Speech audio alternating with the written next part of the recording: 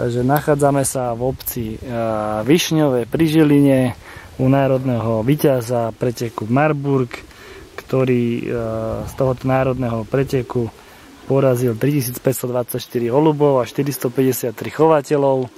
Takže pán Sventek Imrich z Višňového, boli by sme radi, keby ste nám predstavili, z čoho pochádza víťazná holubička, z akej pozície bola nasadená, teda ako metodou vedete svoje holuby a teda či ste sa tešili, či ste čakali holuby, či ste videli priletieť. Vidíme tu viacero holubníkov, takže asi to nebolo také jednoduché všetko tu sledovať, z ktorej strany, kedy bol to dosť rýchly pretek.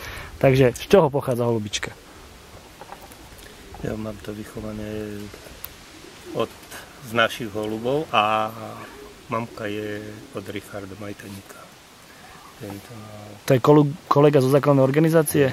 Hej. Momentálne nie holubiari, ale teraz už bol majstrom oblasti a od neho mám tento, lebo keď som ten holubníček, keď som išiel do dôchodku, to bola moja maringotka, jak sa povie, kancelária, tak som si to doviezol a tam som mal 3 roky takú testovacú stanicu vo Višňovom. Vo Višňovom chovatelia si dávali a to som mal z tej majtaníkové holubičky.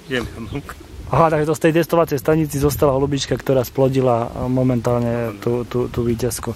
A ako metodou pretekáte? No, prirodzenú. Stále? Ja, ale ináč je to tento, no.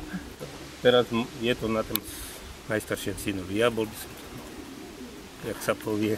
Prečo? Aha, ale tak toľko je to už sa nedá. A hento to chytilo, ako z toho syna, no ale chodí na týždňovky, pondelok odejde, ale šťastie, že v sobotu nasadá holuby. No piatek príde z roboty, ale v sobotu nasadá holuby. Ešte dvaja, keď sa to rozpočíta, tak to až také strašné nie je. To 1,5 holubníka prakticky na jedného. A to... Nie celý týždeň preč. To zase... No, že vy ste fit. No, fit, čistenie, krmenie. No tak pokiaľ viem, tu máte rošty, hore neviem, tuto máme ďalší holubník hore. To ešte, jak som sa sem nasťahoval, to bolo tento. Ináč toto sme spravili v Láni, alebo tento. Ja som mal túto takú volierku šopu na chalupu, keď som robil chalupu. Áno. A tam, keď som býval dole, no, 13 rokov som si sem holuby dopratal, tí tu boli prvé v tej šopke, ako som sa ja nasťahoval do chalupy. No a potom som hento robil, to som... No, môj otec nebol holubiar, on nám to zakazoval, otec. No tak robím pivničku na zemiaky a na tým som si spravil holubník, ale nebol by som robil. A taký nenápadný maličký holubníček vidíme, že áno, že niektorý, koľko to má, štvorcových metrov? 25 asi. 25, no tak, také niečo nenápadné. Takže pamätáte si, z akej pozície bola nasadená tá holubica? Momentálne ináč henta vyhrala Region Sever, bola tretia v Marburgu 1. V Marburgu 1 tá holubica bola tretia v oblasti. V oblasti, Region Sever. V regióne? Region Sever. No vtedy vyhodili sme vyďubané mladé a mrudali. Vtedy prišla tretia. Teraz, no momentálne potom nezavodila, lebo mal byť ďalší, ten zrušili. Nie, dlhý pretek zrušili, tak sme ho nedávali. No a stála a týždeň predtým prišla mi posledná domov. Posledná ze závodu prišla týždeň ako... Z akého? Zo strednej trate?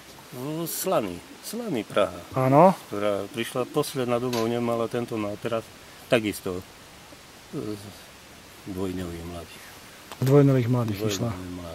No, alebo dokonca bola nasadená, sa jej to vyďubalo už keď prišla, alebo ako tak nejako sa jej to vyďubalo. Takže sa jej mali liahnuť mláďatka. Áno, mláďatka. Takže už bola nervózna, už cítila možno, že... Jedine, prirodzená metóda, no, lebo potom 3 dní po závode ja idem a jedno mladé takéto a jedno maľučinké. Je to likvidované, je to... Dobre, a ako ste pripravovali holubičku? Čo sa týka krmenia, nejakých vitamínov, preparátov a takých? To mi syn napíše na papier. No, čo vám v ten týždeň napísal? Čo vám napísal? Priznajte farbu. Nič klasickú metódu, nič som krmel len tento. No. Dával som sa im štvrtek vykúpať, ešte sa kúpali tu, tam na tých roštoch sa im dám kúpať. A čím krmíte? Ja mám čenkovce tam, ale dám si namiešať, bez hrachu. Aha, takže vy si dávate namiešavať bez hrachu. Dám si, čo voní, len tento dám si namiešať na závodnú sezónu, aby som mal. A nejaké prípravky? Také... Nič. Ale no. Nič. Ale no. Také však. Tak.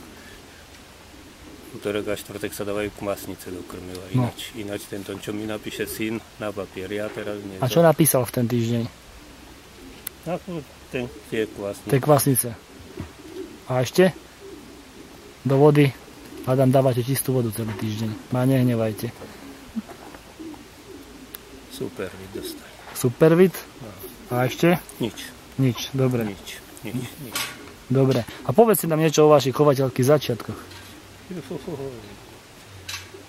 som choval holuby ešte s bratom starším ešte tu na chalupe u rodičov, ale potom, jak som sa oženil, mne to otec vybil, tí holuby, a som 10 rokov nechoval.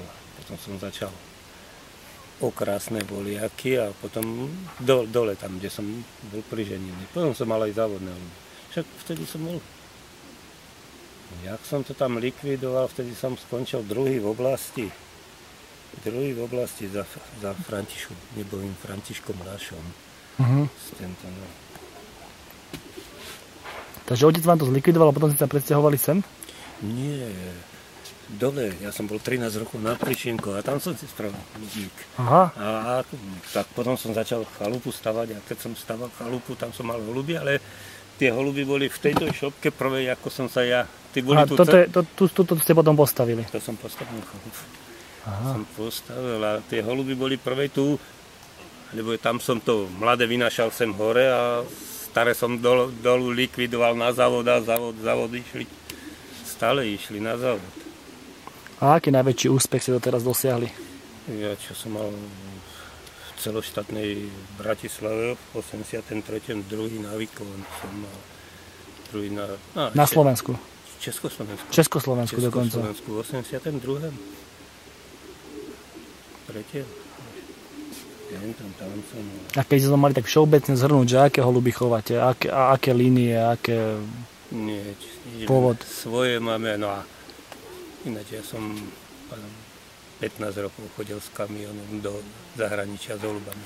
Ako sprievodcu a druhého šoféra som robil. Dopravil som aj od drevenáka Jana, Nemecka.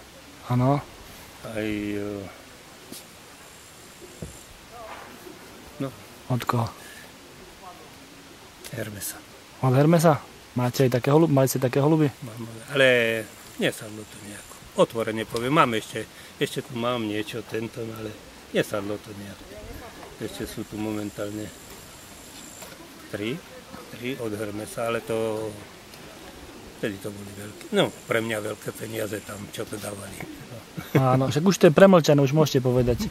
Manželka si to možno pozrie, ale už to je premlčané. Ona už kedysi to robilo problém, ale teraz už nie. Už má vnúkov, že tak zabáva sa s vnúkmi, že? Ten najstarší syn sa odpojal. Áno. Staré mladenčisko. To je starý mladenec? No, čo sa neožení mu povedali. Nie, on má holuby povedali. Aha. No. Čo vás na holuboch najviac baví? Ja to poviem taký relax. To u mňa je relax tento. To ja bych nejako, že každý chce vyhrávať a ja to považujem za kľud holuby. Tu fajku pod medzu, ako keď sme prvé prišli z roboty, po tých stromy som si sadnul, ten tí chalupy nevideli, ja som videl doľutovať holuby, poďme na celú dedinu, lebo však tá je to. Krásne. Áno. No a čo vám klubovni povedali kolegovia? No ešte tak šéfovia boli na dovolenkách v poslednom závode sa tentom prišli na kontrolu, tajomník aj s výcvikarom prišli, ale tiež, lebo bol hlásený holub. Áno. Ale ja som nehlásil, syn hlásil, ale dolety som pekne videl, dolety. Obidva tí dolety, vtedy aj prvý Marburg, aj Teraz som videl, lebo som u tej bránečky bola pekne z dola. No lebo tie holuby dosť zavčasu išli z toho Marburgu. Tak už ste čakali? Áno, už som čakal, lebo z Prahy nám vtedy išli dobre holuby. Aha, takže ste si urobil podľa toho ste si... No a týždeň predtým sme tu oblasť vyhrali, týždeň predtým ze Slanami mám vyhratý závod, takže o 10. som si sadnul, ale to vtedy naši preložili. V pondelok sa letelo, no chalan išiel do roboty, ja som si sem sadnul kávu. Ráno som čistil holubníky a mi 2 holuby vyleteli cez dvere. A ešte nebolo 10 hodín a zrazu holubička sem sadla. Mali ste zapnutý systém? No už bol. Takže zdá sa, že tam bola veľká forma ku koncu sezóny u vás.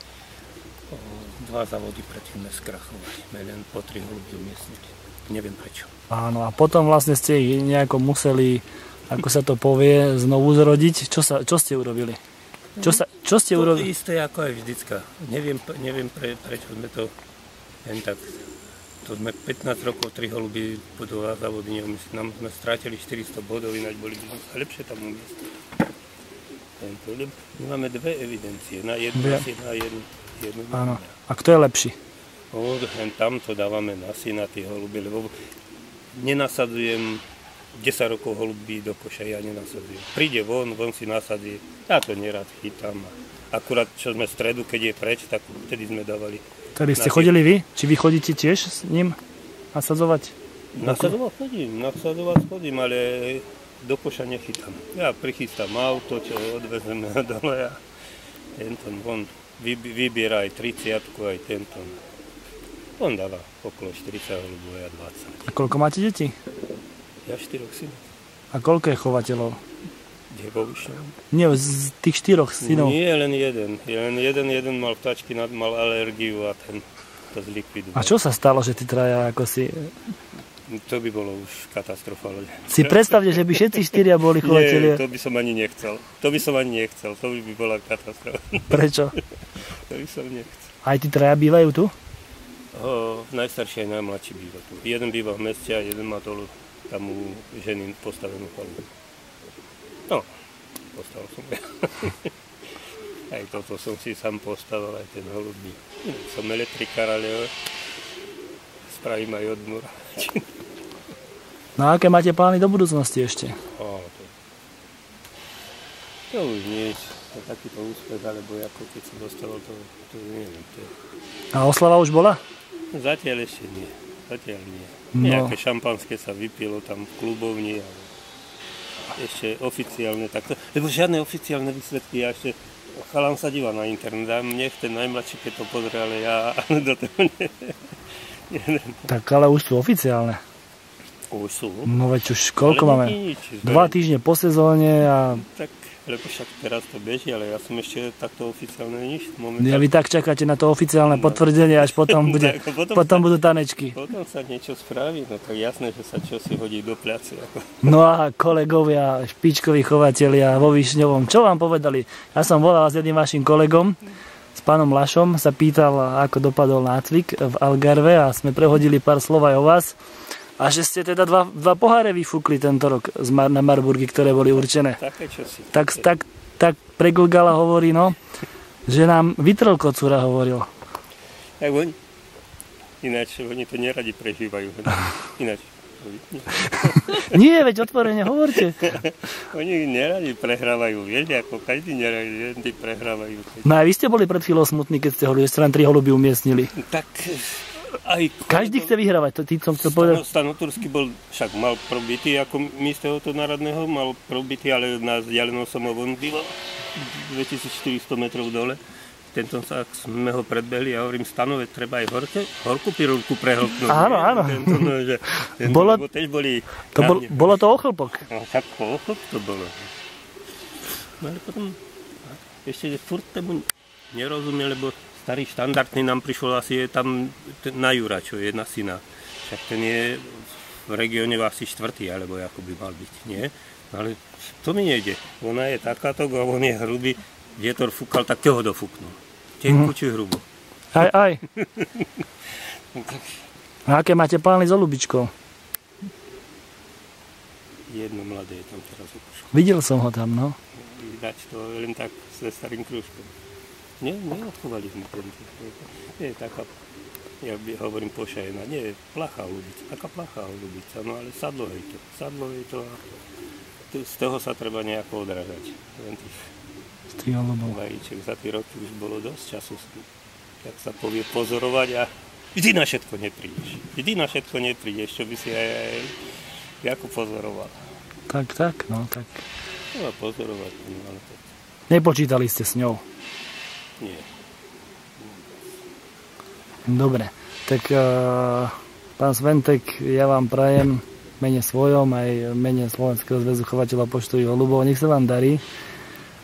Nech sa vám darí vyhrávať ďalej takéto dôležité preteky. Aj v oblasti, aby sa vám darilo v oblastných pretekoch.